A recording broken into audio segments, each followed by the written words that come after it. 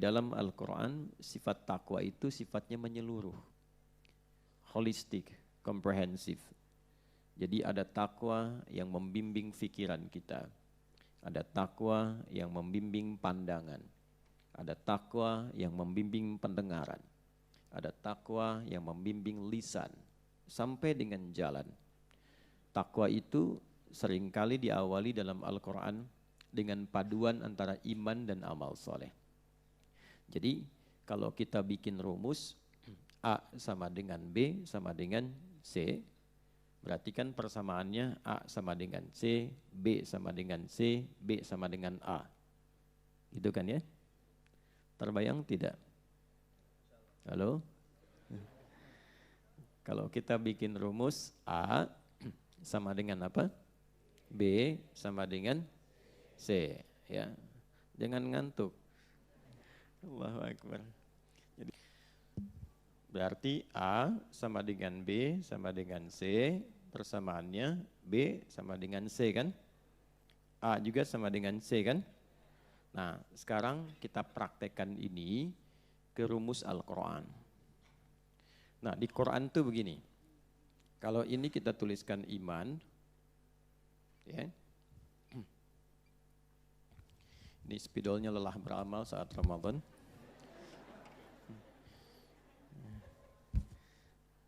Iman sama dengan amal soleh,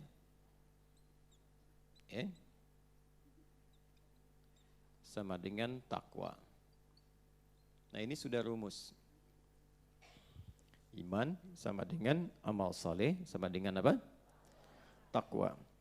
Dan ketiganya terikat, saling mengikat bersamaan. Karena itu ini kita akan dapati sebagai rumusan pertama sebagai pembuka Al-Quran.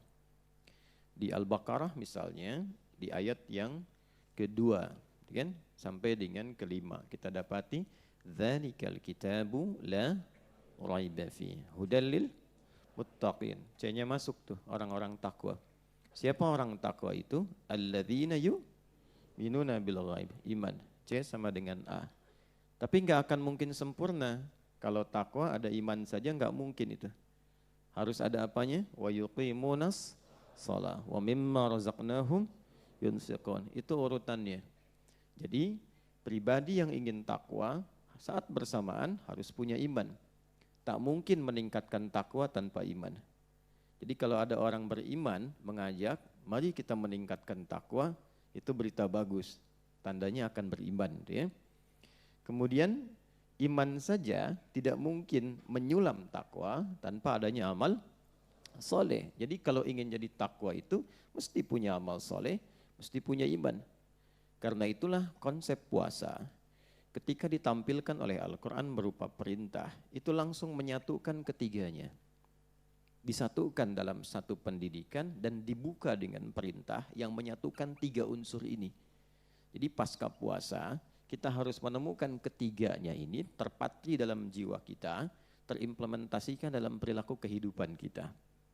Saat ayat puasa diturunkan di bulan Sya'ban, di tahun kedua Hijrah, Allah berfirman, Ya ayyuhalladzina amanu, imannya dulu.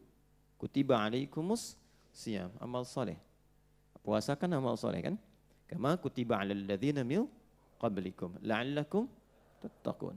Jadi seseorang dikatakan berhasil melewati pendidikan Ramadan bila ada ikatan ketiga bagian ini yang menyulam pakaian yang ia kenakan pasca puasa. Itu yang disebut dengan pakaian takwa. Walibasut taqwa dzalika khair. Demikian di surat Al-A'raf disampaikan. Nah, kalau kita ingin mengecek berhasil atau tidak menjadi pribadi yang bertakwa, tinggal cek ini dua nih. Ada iman dan amal solehnya enggak?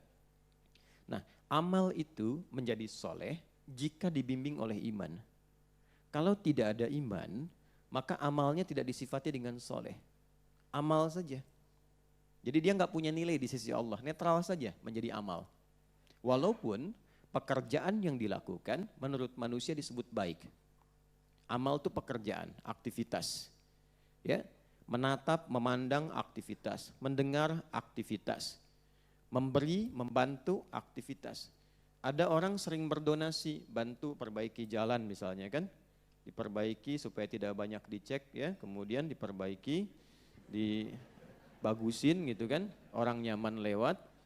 Kenapa tertawa? Jadi dia bantu sampai jadi bagus lagi, orang senang lewat, alhamdulillah kita bersyukur kan. Tapi ketika dia membantu misalnya tanpa iman, dia bantu saja supaya orang bisa lewat, bisa bagus. Baik tidak perbuatannya? Baik. Soleh tidak? Belum tentu. Ketika tidak dilakukan dengan iman, dia menjadi perbuatan saja, tidak bernilai soleh. Soleh itu ketika perbuatan dimaksud didorong oleh imannya. Karena itu ketika Sayyidah Aisyah radhiyallahu taala anha berkonsultasi kepada suami beliau tercinta Rasulullah sallallahu alaihi wasallam bahwa ada si fulan itu baik sekali, sering donasi, sering bantu, tapi belum beriman. Bagaimana status kebaikannya di sisi Allah? Maka turunlah Quran surah ke-25 Al-Furqan ayat 23. Ya, inilah keadilan Allah yang sangat luar biasa. Allah berfirman secara langsung. A'udzubillahi minasyaitonirrajim. Bismillahirrahmanirrahim. Wa qadimna ila ma 'amilu min 'amalin faja'alnahu haba'an manthura. Solehnya enggak ada.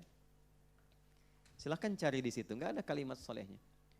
Ya, wa qadimna ila ma 'amilu min 'amal. Jika ada seorang hamba pun berbuat perbuatan yang baik selama dia hidup di dunia, tapi bukan karena imannya, yaitu netral saja, karena dorongan kehidupan duniawinya. Dia bantu, dia donasi, dia tolong orang, tapi bukan karena dorongan imannya. Dengan keadilan Allah, Allah menyampaikan, maka aku akan segera balas perbuatan baiknya itu selama dia di dunia. Ya, adil tidak? Adil, karena dia berbuat di dunia, dibalasnya di dunia. Kan iman itu pembuka kunci akhirat. Kita itu beriman karena yakin dengan akhirat. Kalau tidak yakin, ya untuk apa kita menunaikan sholat? Untuk apa kita puasa? Kan kita berharap di situ ada kumpulan kebaikan yang akumulasinya berupa pahala, dibawa bekal pulang kan? Nah itulah kuncinya iman ada di situ. Itu perbedaannya berbuat untuk dunia dan menyiapkan bekal untuk akhirat. Tapi keadilan Allah menjadikan sekalipun seseorang berbuat baik tapi tidak didorong oleh imannya, maka tetap dibalas dengan hukum dunianya. Jelas? Maka dibalas, dia mendapatkan apresiasi, dia mendapatkan perhatian dari orang banyak, mungkin bertambah kemudian ya hal-hal yang mendorong dia sukses dalam pekerjaan dunianya. Gitu. Ya, faja'alnahu haba'an manthura. Namun di akhirat Allah juga harus adil. Masa orang berbuat di dunia mendapatkan balasan akhirat? Itu menunjukkan tak adil. Ya, kalau orang berbuat untuk akhirat, dibalas di akhirat. Orang berbuat untuk di dunia, dibalas di dunia. Kalau orang berbuat dunia, dibalas di akhirat, rasanya tidak adil kan? Jelas ya? Balasan yang dimaksud, balasan kebaikan-kebaikan yang sifatnya sesuai dengan hukum yang telah ditetapkan. Tadi saya katakan tidak cukup dengan amin, dengan iman. Ya kan? Tidak cukup dengan apa? Amin. Dimulai dengan apa? Iman. Nah, menjadi takwa, iman itu akan membimbing setiap amal yang ada dalam perilaku tubuh kita menjadi soleh. Pernah saya sampaikan begini, ini dimulai dari atas yang cepat, mata misalnya kan. Mata itu fungsinya apa? Melihat kan, nah itu baru amal. Karena ketika melihat netral. Kapan mata itu bisa beramal jadi soleh? Ketika mata dibimbing oleh iman. Karena itu ketika seseorang memiliki iman dan dilatih saat puasa supaya imannya itu terus menguat, maka secara otomatis iman itu akan membimbing pandangan dan memberikan kepada pandangan itu, kepada mata itu batas-batas yang harus dipandang dengan kriteria soleh. Makanya semakin meningkat imannya, semakin dia tahu mana yang harus dipandang. Contoh misalnya, Quran surah Cahaya sama dengan nama masjidnya An-Nur. Kan? Surah ke-24 ayat 30 untuk laki-laki, ayat 31 untuk perempuan. Qul lil mu'minina, imannya dulu. Muhammad SAW viralkan pada semua insan beriman, yang laki-laki. Yaghuddu min absarihim. Perhatikan baik-baik. Jaga pandangan dia. Jaga pandangannya. Jadi orang kalau sudah memiliki iman, itu pandangan pasti terjaga. Bukan gak boleh lihat, silahkan dilihat. Tapi ketika apa yang dilihat bermasalah menurut imannya, dia pasti akan palingkan. Gitu. Contoh, ada yang terkait dengan aurat. Aurat itu sesuatu yang terbuka, yang bila terlihat nggak enak dilihat. Makanya ditutup. Aurat itu bukan tertutup, aurat itu yang terbuka, yang tak layak untuk dilihat. Makanya ketika kelihatan, tidak nyaman untuk dilihat. Nah, iman itu punya standar. Jadi begitu melihat sesuatu yang tak baik menurut iman, itu otomatis semakin tinggi imannya, semakin dia cepat memalingkan. Begitu terlihat, dia akan langsung palingkan. Bagi yang tidak punya iman, dia merasa biasa saja. Dan itu nggak ada rasa di hatinya. Ya, Anda ke Amerika, ke Eropa, ada beda keyakinan misalnya.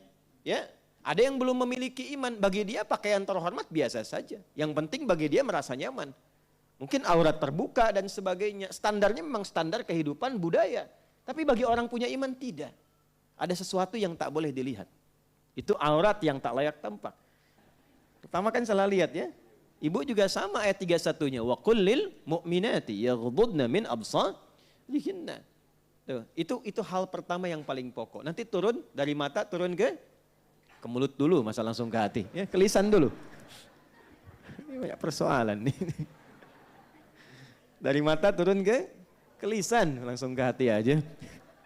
Ya, turun ke lisan, pindah ayat Quran surah 49 misalnya, ayat 11 sampai 12.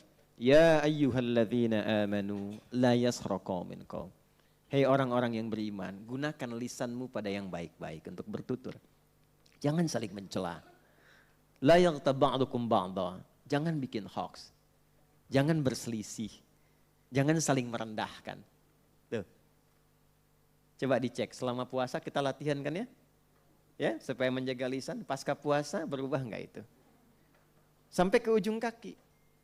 Jadi kalau baru selesai puasa sudah ribut, sudah berselisih, sudah rame, sudah mencela, itu pasti ada problem dalam pendidikan puasanya. Jelas?